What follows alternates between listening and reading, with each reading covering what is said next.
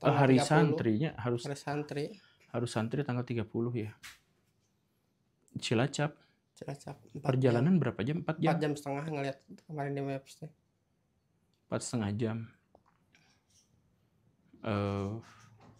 Si Rariung mah udah malam pasti ya? Malam. Tapi kan beda hari. Iya, beda hari. Jadi hari ini di Cilacap. Besoknya Sirarium. PP bisa kan? PP kalau Cilacap kayaknya PP aman sih. Hari yang diminta si pesantren itu teh apa? Saya nge-review pesantrennya gitu. Bukan, seminar nasional. Di acaranya tuh guru gemus sama profnya berdua. Oh, Talk show. boleh, ayo. Bilangin, tapi saya bilangin kemarin, Pak, tapi sekarang tuh lagi ramai, saya harus make sure dulu keamanannya nih. Jadi yang undang itu sebetulnya kampus. Tapi kampus itu di bawah yayasan. Nah, di yayasan itu selain ada kampus, ada juga pondoknya. Oh, gitu. Hayu, deal, gas. Kang Didi standpointnya bagus tahu. Dia mengomentari bahwa ada 3 golongan yang tidak bisa dikritik. Sekalian kita reaction. 3 golongan yang sulit atau berat menerima kritik. Yang pertama adalah orang atau pihak yang merasa lebih tinggi, entah itu dari status, entah itu dari harta, atau dari pengetahuan dan pemahaman. Golongan seperti ini seakan memberi syarat kalau pihak lain ingin memberikan kritik. Ada yang harus sopan, jaga perasaan. Bahkan, kalau syarat-syarat itu tidak dipenuhi, kritiknya tidak mau didengar. Terlepas kritik itu benar atau salah. Yang kedua, pihak yang merasa ada dalam perjuangan kebenaran, memperjuangkan sesuatu yang baik. Kalau perjuangannya dikritik, akan ada kesan bahwa ngalang-ngalangin perjuangan. Mungkin bukan dari pihaknya, tapi dari pendukungnya. Ya kalau tidak bisa membantu perjuangan, minimal tidak mengganggu. Yang ketiga, golongan yang ada dalam gelembung tertutup. Pihak luar yang ingin mengkritik dianggap tidak tahu apa-apa tentang yang ada di dalam. Dan itu bisa jadi alasan bahwa kamu tidak boleh mengkritik. Padahal kebenaran yang sejati itu tidak terkait oleh apakah kamu ada di dalam atau di luar. Kebenaran yang sejati tidak terkait apakah kamu lebih tinggi atau lebih rendah. Kebenaran sejati tidak terkait apakah kamu punya ilmu atau tidak. Bahkan kebenaran sejati tidak peduli dengan metode apa yang kamu pakai.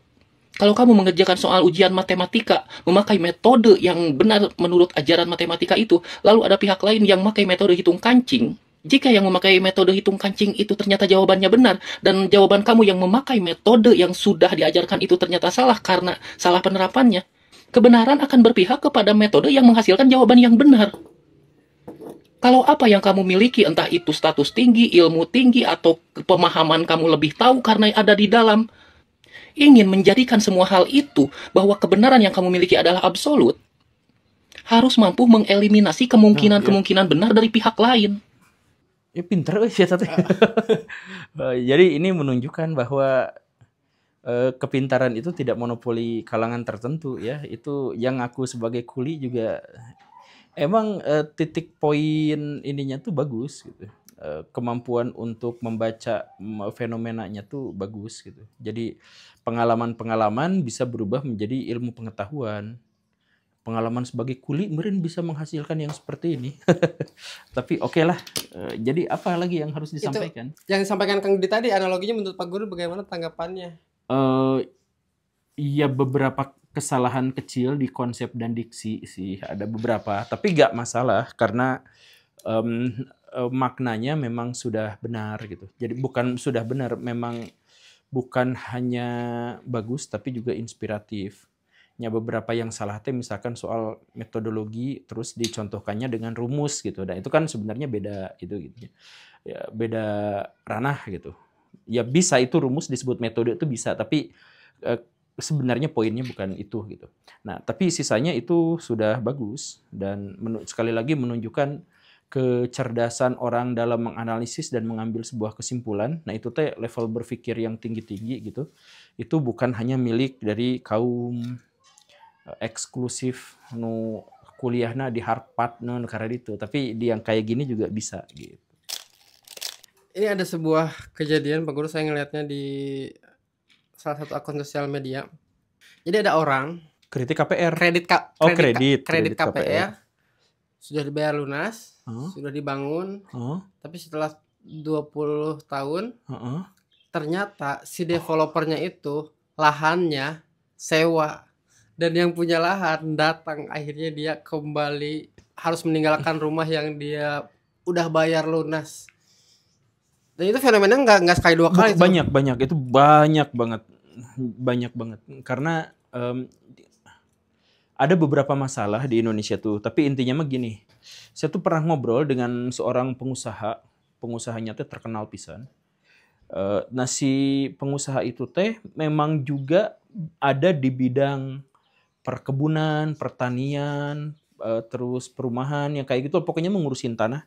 Dan dia tuh bilang di antara semua mafia-mafia paling keji di Indonesia, yang paling keji itu mafia tanah, sebenarnya kata dia teh.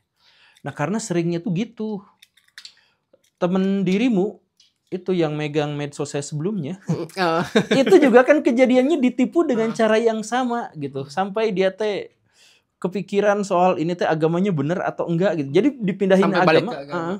Enggak sih. Bukan maksudnya sampai dia sudut pandangnya ke agama. Sampai sudut pandangnya tuh ke agama gitu, karena yang nipunya tuh jadi gini, dia tuh butuh tanah, ada yang jual, saya beli, pas dibeli dikasih sertifikat tanahnya dan lain-lain, ternyata sertifikat tanah dan lain-lainnya juga itu dijual ke 8 orang lainnya, ke 7 orang lainnya, 8 sama dia, jadi satu tanah sertifikatnya 8. Terus dijual semuanya. Menang untung dia gede. Teman saya tuh berpikir, kan saya tuh mau beli tanah murah gitu ya. Emang murah banget gitu. Tapi hari dikali 8 jadi astagfirullah. Dan akhirnya apa, setelah itu teh dia si penjualnya pergi gitu. Ini terjadi persengketaan antar pembeli baru, ya, dan betul. Akhirnya apa? Tanah dibagi 8. Aduh, tapi nggak tahu lah endingnya kayak gimana gitu. Nah karena si mafia kayak gini tuh, itu juga sulit sekali untuk disentuh hukum, kayak gitu. Nah ini soal developer, soal pengembang. Ya kan kalau developer pengembang nggak mungkin satu petak doang. Iya. Satu kawasan, iya. Gitu, satu kapling. Iya. Nah kayak gitu, itu tuh di Indonesia tuh banyak pisan. Nah ini nih di sini nih. Tanah milik PT KAI kan dijualan.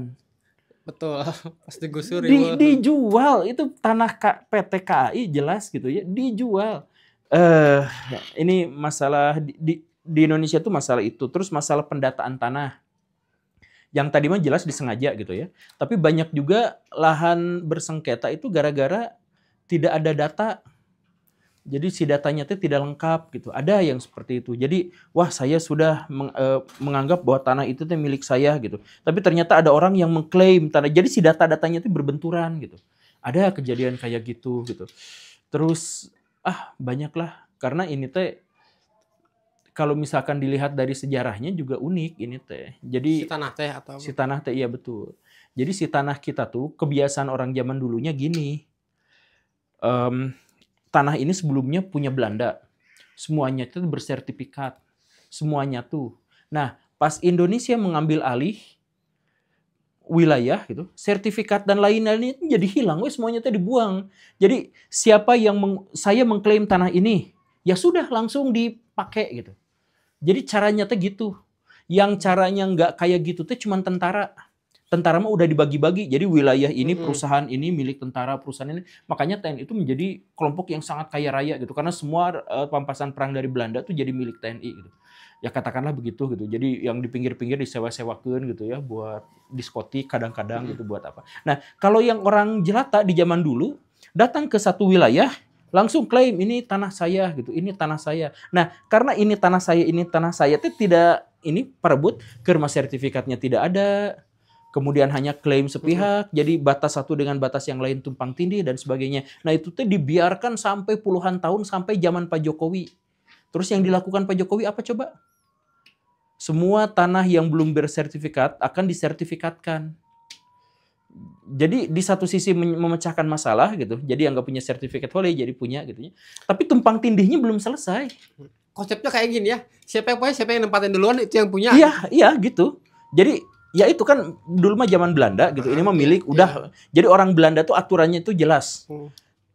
tidak punya bukti kepemilikan, berarti tidak boleh ngebangun di sini. Nah, orang Indonesia mah dibalik. Ngebangun dulu, baru bikin bukti kepemilikan.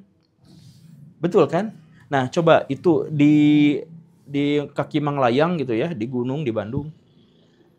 Itu teh banyak rumah-rumah warga yang di tengah hutan we disimpan. Bikin di tengah hutan, bikin di tengah kebun, bikin we seenaknya kayak gitu ya. Nah, nanti udah jadi baru minta sertifikatnya, minta ininya. Tapi pas diajukan, oh ternyata ini mah daerah resapan air, tidak boleh didirikan bangunan di sini. Tapi udah kagok makin banyak, biarin tidak punya sertifikat juga. Dibiarin we daerah resapan air juga didirikan we bangunan-bangunan di situ. Sudah menjadi kampung, akhirnya apa? Mereka didatangan politikus. Kata politikus teh, sok atuh nanti saya janji bikin jalan di sini yang gede. Nah, sudah biar apa? Tapi nanti coblos saya. Gitu. Akhirnya apa? Udah tanahnya itu bukan bersertifikat, batas-batasnya tidak jelas, itu adalah daerah kuning dan bahkan merah untuk mendirikan bangunan, tetap didirikan bangunan di situ dan ada jalannya di situ. Kalau sudah begitu mah susah mau digusur, mau diapain juga. Apalagi untuk dengan alasan menyelamatkan alam ya, tidak menguntungkan untuk siapapun yang menggusur. Iya, itu aduh. Jadi banyaklah masalah pertanahan di Indonesia tuh. Dan kalau yang di kampung-kampung bahkan lebih banyak lagi. Itu pengusaha-pengusaha tambang ada nya eta saya sebut inisialna gitunya. Si Bapak itu ngambil tanah berhektar-hektar tuh yang ngambil weh gitu. Atas kekuasaan premanismenya. Jadi dia tuh bisa meningkatkan harta kekayaannya dari awalnya dia cuman preman gitu, terus jadi jutaan, jadi miliaran, sekarang jadi triliunan, sekarang jadi seratusan triliun harta kekayaannya teh. Gara-gara apa? Gara-gara dia preman gitunya. Tanah ini milik saya, tanah ini milik saya, tanah ini milik saya. Pas udah tanahnya gede gitu ya, ternyata di situ teh tambang batu bara gitu. Keren juga Pak Haji. Kenapa jadi Pak Haji? Oke, siapa tahu kan. Iya. Kayak itu konsep yang lucu karena kan rumah saya dulu di pinggir rel Pak Guru. Itu kayak ada rumah yang sepetak doang, ada rumah milik PT KAI tapi ini gede banget. Terus konsepnya gitu. Konsep siapa yang nempatin duluan, dia yang punya lahan sebesar-besarnya. Dan nanti pas digusur sama PT KAI minta ganti rugi. Betul. Padahal lumayan. Padahal kan diberi injem etat si tanah etat teh kuduna manehna nu mayar gitu nya.